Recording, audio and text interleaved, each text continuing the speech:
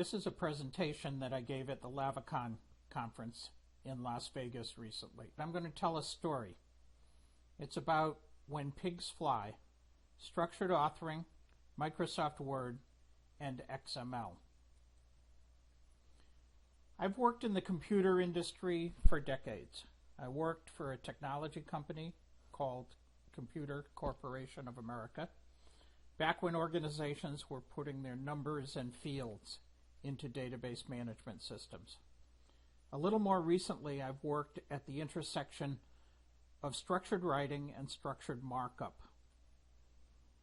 Organizations are trying to get control of their content to access, save, and share using content management systems, and then publishing content to meet customer needs all the time while saving money. Please don't have a cow when you hear this, but like many of you, I've been inspired by The Simpsons and intrigued by Mr. Burns. You know, Smithers, I think I'll donate $1 million to the local orphanage. When pigs fly.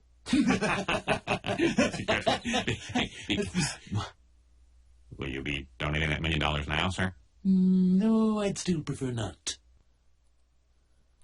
Earlier in my life, I was inspired by the book Animal Farm by George Orwell.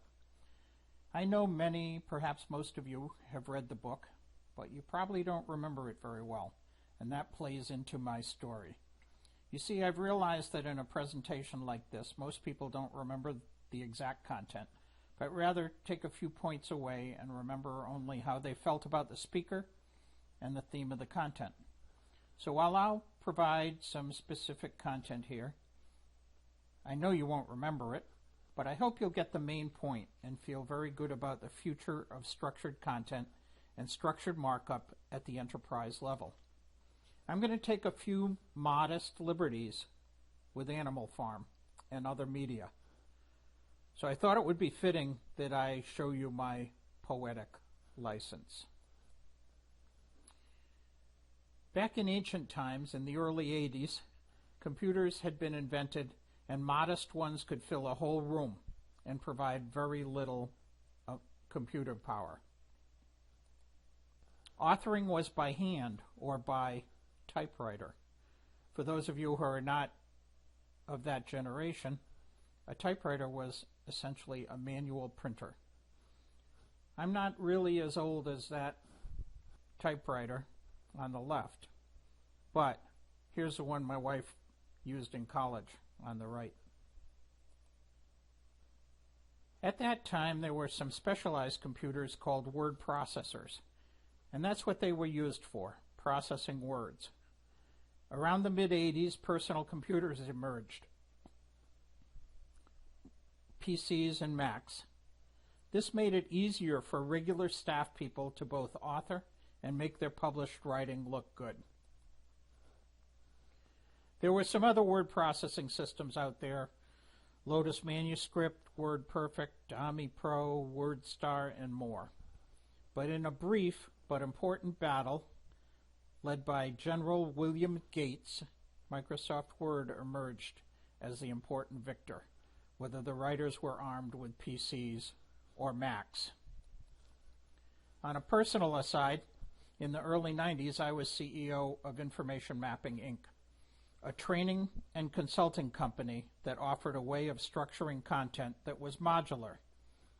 Technology was just catching up with this kind of writing. I discovered that something called structured markup could be used with structured writing to implement a writing standard and to allow information reuse and flexible publishing. But alas, I learned that XML was very complicated, and it was getting even more complicated, and it eventually was relegated to the technical side of very high-end publishing organizations. So here's a barnyard.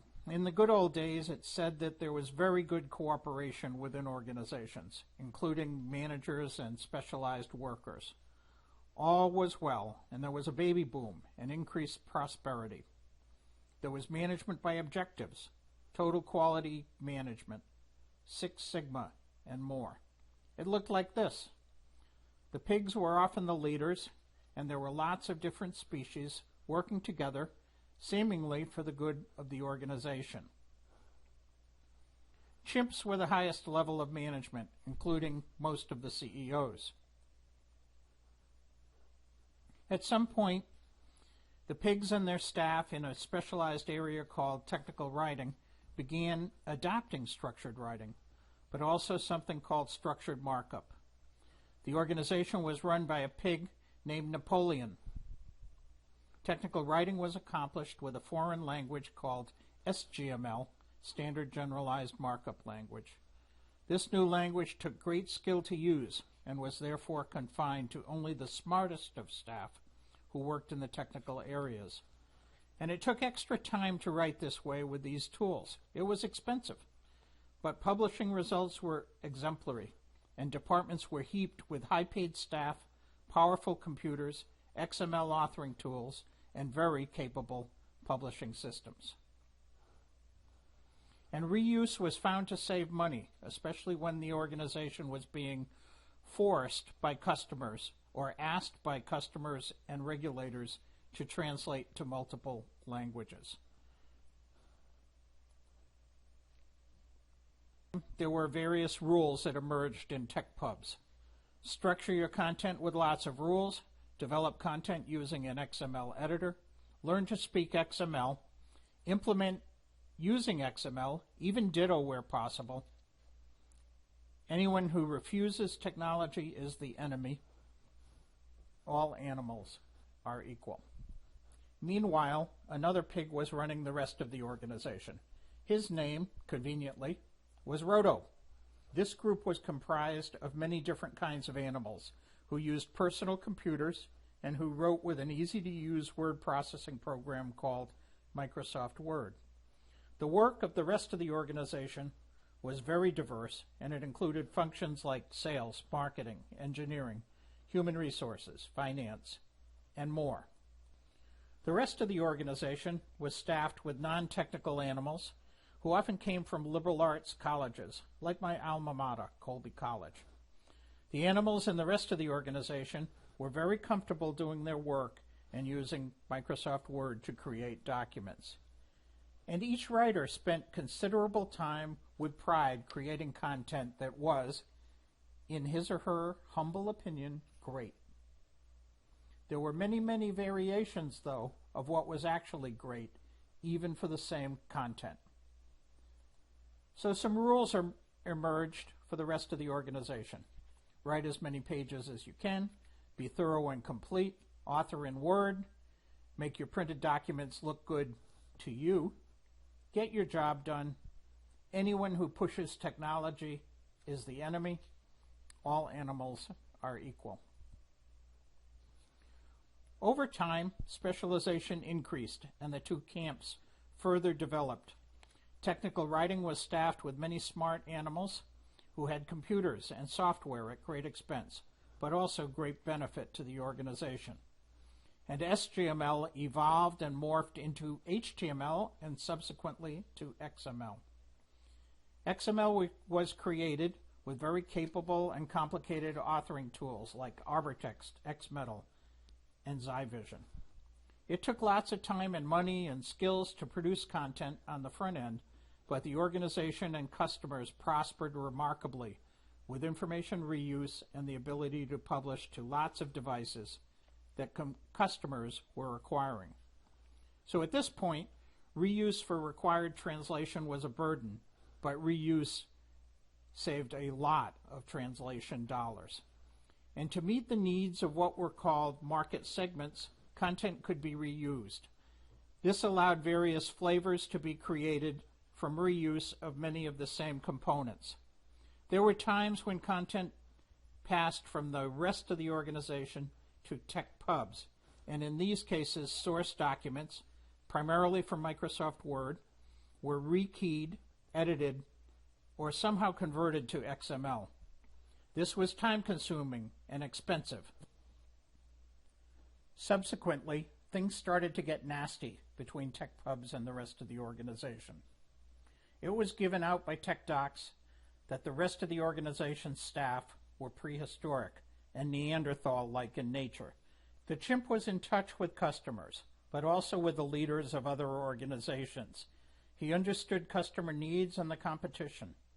The chimp recognized that future growth and prosperity would require more products, more factories, more marketing, more documentation, more regulation, and more complexity. A benevolent and well-liked leader, he espoused that we're all on the same team, we're all equals, we all have jobs to do, and we all contribute in important ways. In short, all animals are equal. His fiscal year plan was developed with the cooperation of management, including Napoleon and Roto, and was presented to the board of directors. In it, he said that an organizational objective would be to improve all content in support of external customers, internal operations, and compliance regulators. In the future, he noted that they would also need to translate to a lot more languages. As circumstances would have it, the two pigs, Napoleon and Roto, ended up next to each other on a business trip, and they actually talked. What they had in common was a depressing pessimism about the future. Roto told Napoleon that customers were demanding that more and more documents should be translated, but the chimp had told him that his budgets would not be increased. This seemed to be an impossible goal to meet. The pig leader of tech pubs said it could be accomplished, but the rest of the organization would need to adopt content standards and XML with the more complex but more capable technical authoring tools. Roto said they did not have time to learn 200 XML elements or technology tools like XMetal. We've got jobs to do, said Roto. Napoleon went on to say that Roto's organization would also need to adopt shared repositories and control their piece of the content supply chain with a process called workflow. They would need to start adding what was called metadata to specific pieces of content so that the specific content could be found, repurposed, and appropriately published. A few weeks later, Napoleon and Roto were in a meeting with the chimp, and they began to argue. The chimp had asked both to attend a meeting to see how it was going. The chimp had told both to work together to meet customer needs, help the organization, and fix any problems that occurred along the way. Roto asked for a larger budget, but was again denied. Roto suggested that Napoleon's department could restructure and repurpose content created by the rest of the organization. No pigging way, said Napoleon. Napoleon told Roto that the rest of the organization would need to create content using the TechPub standards and tools. No pigging way, said Roto. The chimp told Roto and Napoleon that XML was going to be the information architecture, and they would have to figure out a way to achieve that goal in a cost-effective way. I refuse to take drink and let the animals get out of hand. Each presented his side of the story to the chimp. No one can get XML from MS Word, said Napoleon. I'll adopt an XML editor when pigs fly, said Roto. No one can generate XML without an XML editor, said Napoleon, and there's just too much Microsoft Word generated content to convert. I'll accept Microsoft Word content and convert it to XML when pigs fly, said Napoleon. There was much yelling and screaming and stomping of feet. Napoleon said that his organization was more important than Roto's, and Roto said that his organization was more important than Napoleon's. The chimp responded that yes, we're all equals, but I'm just a little more equal than both of you. You will implement this plan, which is our plan. The chimp decided to diffuse the situation and continue the meeting the next day when he would make a statement about how to move forward. It turns out the chimp had a very smart assistant who happened to be a contract worker trying to earn a little money on the side. a dachshund named Frankfurt. When Rhodo and Napoleon had left, Frank entered the chimp's office. Frank volunteered that the argument had been quite disconcerting, but there was a solution. Frank had used a modern tool called Google and had searched on Word to XML authoring and found technology that let the author see a Microsoft Word interface while the repository saved valid XML. The content could be easily tagged with metadata and would support workflow. It would speed the time from authoring to publishing. It would hide the XML from the casual writers.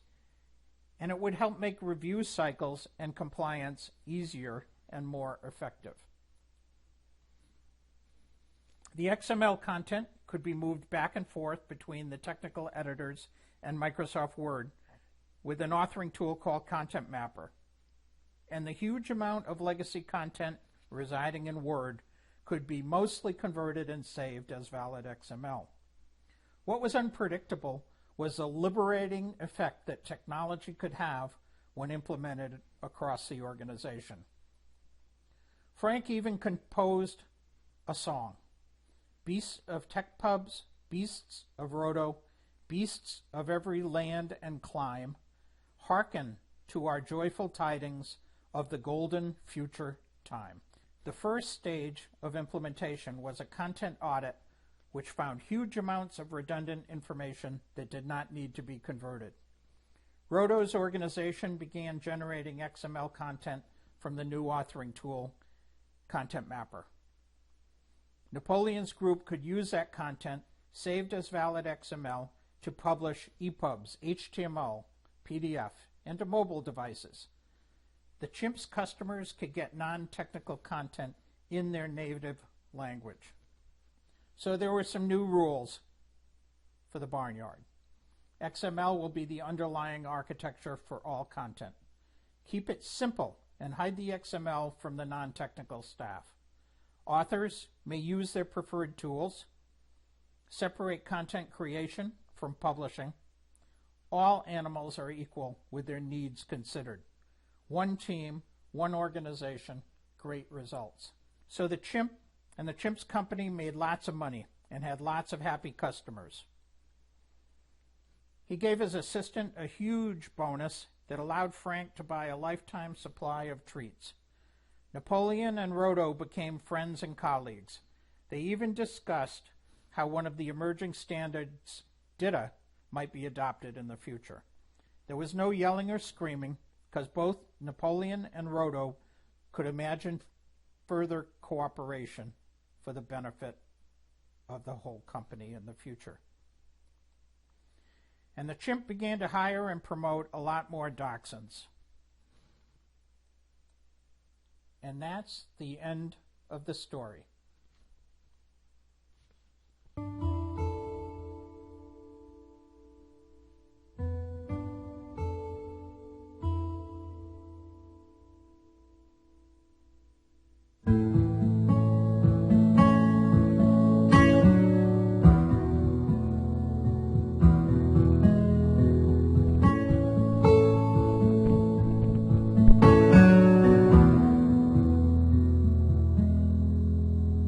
I know you for a dreamer, 'cause I've been a dreamer too. You got that faraway look in your searching eyes and a heart that's steady and true. And I think I know what you're looking for in the endless blue of the sky. Wait for the time when pigs fly.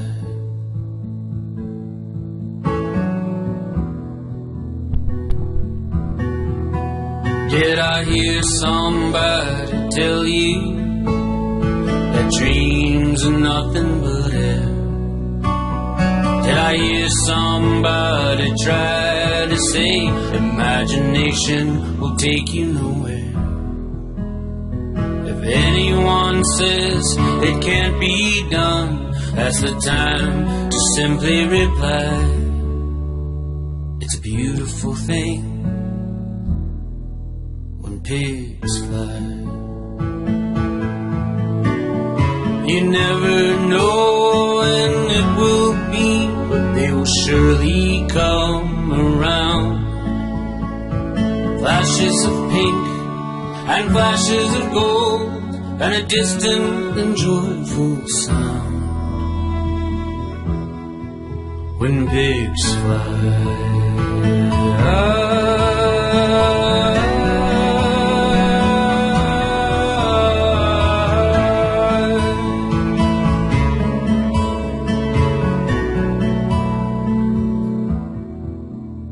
I know you for a dreamer, 'cause I've been a dreamer too. You got that faraway look in your searching eyes, and a heart that's steady and true.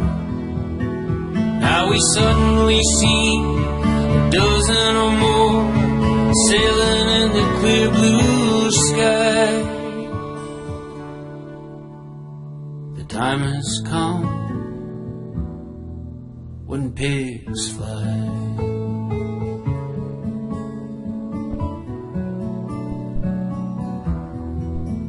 It's a beautiful thing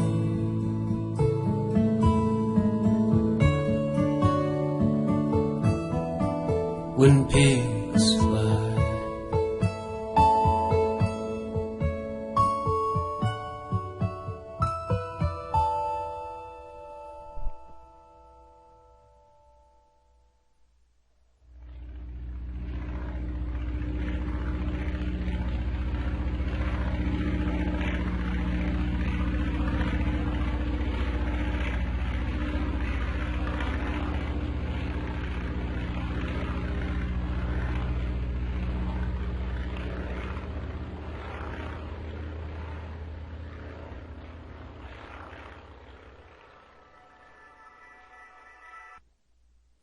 Thanks for attending, and I hope you'll let us know if we can help you in any way.